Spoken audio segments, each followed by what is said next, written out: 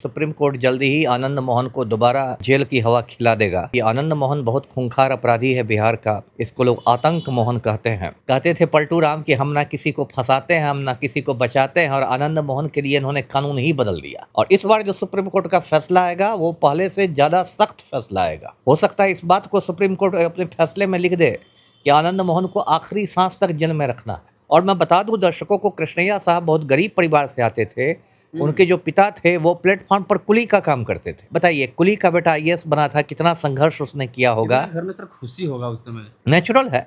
और उसको देखिए उन लोगों ने ऐसे ऐसे मार दिया। बताइए, दो छोटी छोटी बच्चियां थी उस समय कृष्णैया साहब को, उनकी पत्नी रोते हुए दोनों बच्ची के साथ चली गई हैदराबाद।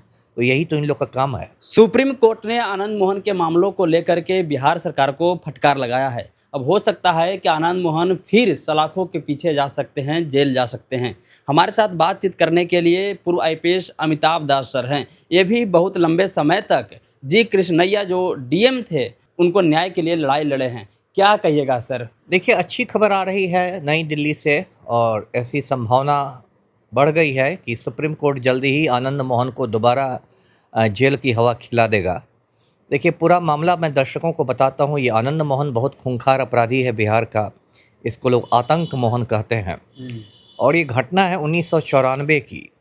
1994 में मुजफ्फरपुर में एक अपराधी की हत्या हो गई थी, छोटन शुक्ला की। तो छोटन शुक्ला की शव यात्रा निकल रही थी, जनाजा जिसको कहते हैं, और उसमें सैकड़ों गुंडे मवाली थे। और उसका नेतृत्व दो लोग कर रहे थे, एक आनंद मोहन और एक भुटकुन शुक्ला। और उसी समय गोपालगंज के जो डीएम थे, जिलाधिकारी थे कृष्णैया साहब, वो पटना से एक मीटिंग में भाग लेके अपनी कार से लौट रहे थे। और कार के आगे बोर्ड लिखा हुआ था जिलाधिकारी गोपालगंज। तो उनकी कार शव यात्रा के आगे पहुंच गई। तो आनंद मोहन ने भुटकुन शुक्ला से कहा कि अरे भुटकुन, देखता क्या है, कलेक्टर है, इसको गोली मार दो। और भुटकुन शुक्ला ने पूरा फायर झोंक दिया। तो कृष्णैया साहब तो वहीं शहीद हो गए।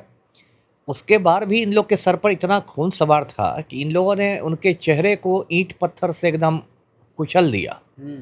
इतने मतलब ये लोग नफरती लोग थे, इतने खूनी लोग थे। उसके बाद पूरे हिंदुस्तान में हंगामा हो गया कि ऐसे बिहार में एक आईएएस ऑफिसर का खून हो गया है। फिर आनंद मोहन की गिरफ्तारी हुई, कोर्ट में मामला चला। पटना हाई कोर्ट ने इसको फांसी की सज़ा सुना दी, सजाए मौत। फिर सुप्रीम कोर्ट में मामला गया, सुप्रीम कोर्ट ने फांसी की सज़ा को उम्र कैद में तब्दील कर दिया, आजीवन कारावास। उसके बाद 16-17 साल तक ये आनंद मोहन सहरसा जेल में रहा। 2023 आया, उस समय पलटू राम बिहार के मुख्यमंत्री थे।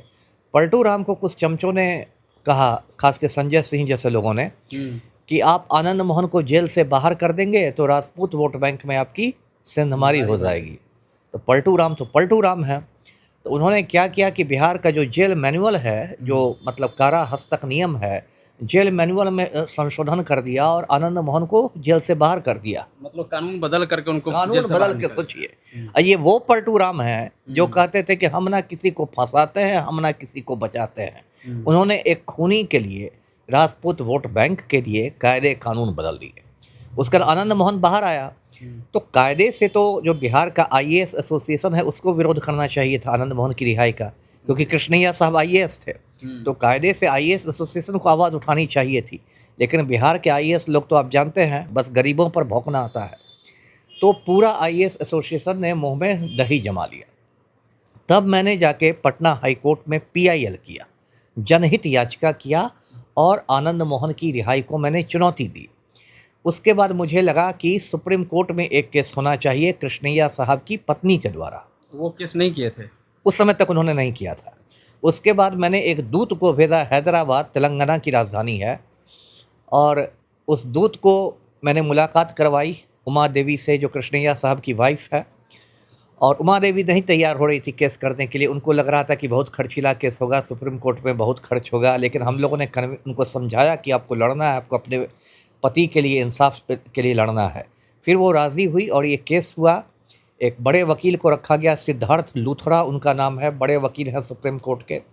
और कल केस की सुनवाई खत्म हो गई। 2 न्यायमूर्ति सुनवाई कर रहे थे, जस्टिस दीपांकर दत्ता और जस्टिस शील नागू। और कल पेट भर के उन लोगों ने बिहार सरकार को फटकार लगाई है। उन्होंने कहा कि एक ऑफिसर को इस तरह से सड़क पर मार डाला जाता है, दिन दहाड़े मार दिया जाता है, ये मामला तो रेयरेस्ट ऑफ द रेयर है, दुर्लभतम है। इसमें आप कैसे रिहा कर सकते हैं समय से पहले? इसका तो बहुत गलत संदेश जाएगा। और पेट भर के फटकार लगाने के बाद उन लोगों ने इसके फैसले को सुरक्षित रख लिया, रिजर्व कर लिया, मतलब हफ्ता 2 हफ्ते में फैसला आ जाएगा। लेकिन जिस तरीके से फटकार लगी है बिहार सरकार को बहुत कड़े शब्दों में, तो ये अब बात समझिए पक्की है कि आनंद मोहन की रिहाई को सुप्रीम कोर्ट रद्द कर देगा और आनंद मोहन दोबारा जेल चला जाएगा और पलटू राम के चेहरे पर कालिख पुत जाएगी। सर, क्या आपको लगता है कि जिस तरीके से बिहार सरकार को सुप्रीम कोर्ट ने फटकार लगाया है, तो क्या फिर से उसे सज़ा हो सकती है? किसको?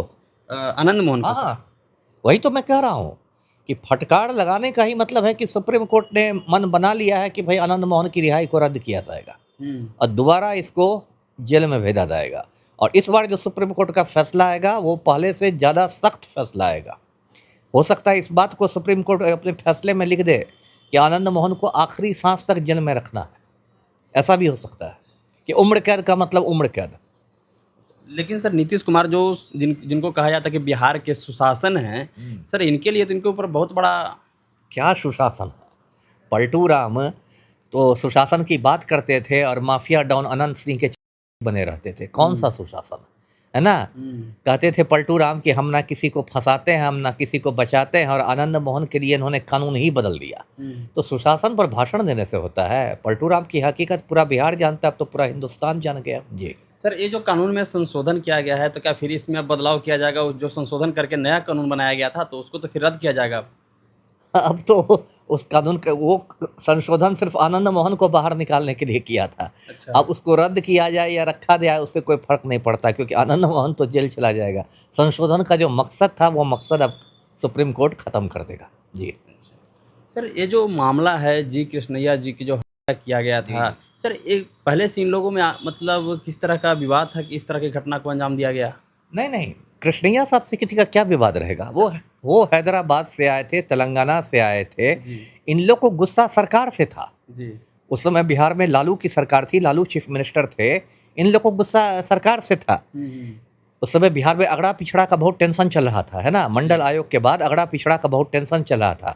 भुटकुल शुक्ला, आनंद मोहन, ये लोग सब अगड़ी जाति के थे और लालू यादव पिछड़ी जाति के थे। तो बिहार में बैकवर्ड फॉरवर्ड का टेंशन था। जी कृष्णैया जी भी दलित थे। वो दलित थे। खैर उस समय हो सकता है उसको उनको जाति नहीं मालूम हो, लेकिन इन लोग को सरकार पर गुस्सा था। तो अब लालू को तो कुछ कर नहीं कर सकते थे, तो डीएम सामने दिखा सरकार का नुमाइंदा, तो उसी को मार डाला गया, एक बेगुनाह आदमी। और मैं बता दूं दर्शकों को, कृष्णैया साहब बहुत गरीब परिवार से आते थे।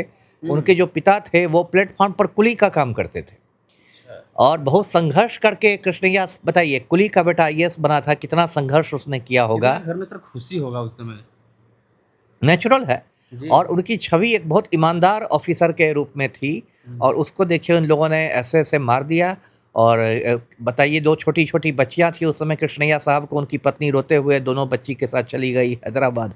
तो यही तो इन लोग का काम है।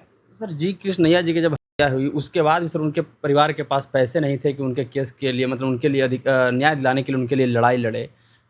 नहीं, वो तो है ही। देखिए, इस देश में न्याय की प्रक्रिया बहुत मतलब महंगी हो गई है। सुप्रीम कोर्ट के अरे बड़े बड़े वकीलों की इतनी फीस रहती है ना कि आम आदमी का घर द्वार बिक जाएगा ना, खेत बिक जाएगा, मकान बिक जाएगा, तब भी उसको नहीं कर सकता है। उतने बड़े बड़े वकीलों को नहीं रख सकता है। सुप्रीम कोर्ट के बड़े वकील, यहाँ तक कि हाई कोर्ट के बड़े बड़े वकीलों की इतनी फीस रहती है। तो न्याय तो इस देश में बहुत महंगा है ही, इसलिए वो भी पीछे हट रही थी। उनको भी नहीं लग रहा था कि मैं सकूँगी।